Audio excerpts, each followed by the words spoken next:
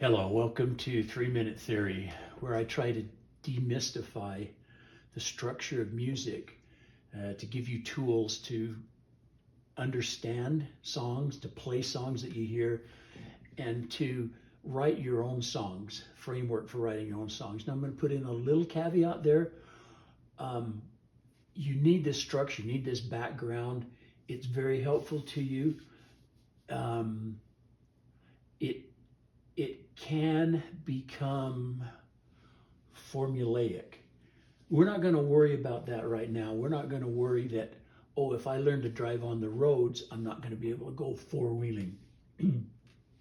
But you hear, I had a third grade teacher, sorry, I keep talking about my grade school, the formative years, or as a friend of mine called them, the formidable years.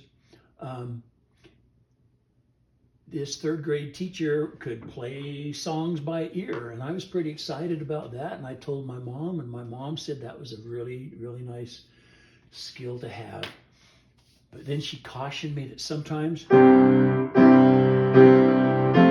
can sound kind of blocky, and that's true. And here's where the main caveat comes in. Now, I've given you these lessons, and I hope you've watched them. I hope you've benefited from them.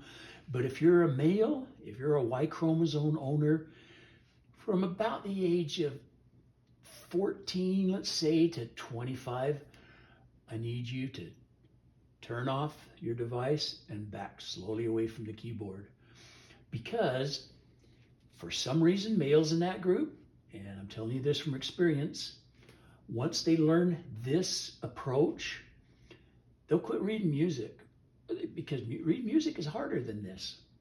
I didn't know that until I was past that age, and I was talking to a woman who was very gifted and accomplished in music, and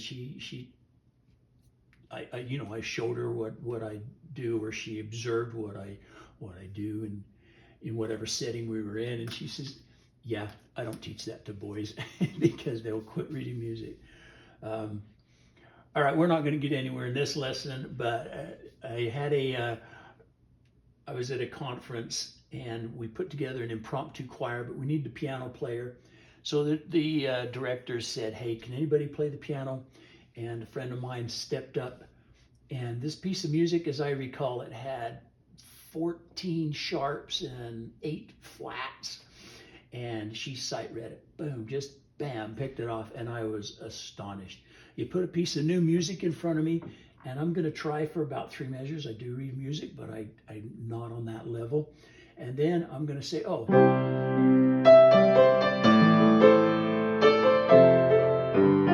That's the chord structure, and then I'll play the melody in my left hand.